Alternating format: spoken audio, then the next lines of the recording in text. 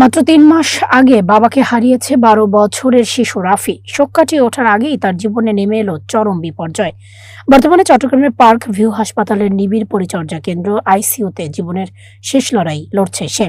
জানা গেছে, চট্টগ্রামের সাতকানিয়ার কালিয়াই সরকারি প্রাথমিক বিদ্যালয়ের ৪র্থ শ্রেণীর মেধাবী ছাত্র রাফি গত কয়েকদিন আগে গাছ থেকে পড়ে গিয়ে গুরুতর আহত হয়। মাথা ও শরীরে মারাত্মক আঘাত পাওয়ায় তাকে দ্রুত হাসপাতালে ভর্তি করা হয়। বর্তমানে তার অবস্থা আশঙ্কাজনক।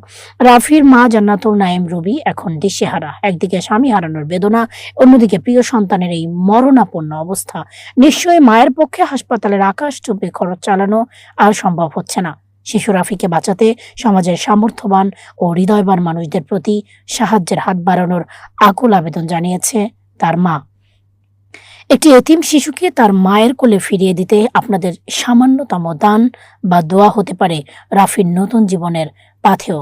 সাহায্য পাঠানোর মাধ্যম: বিকাশ, নগদ, পার্সোনাল 01846956450।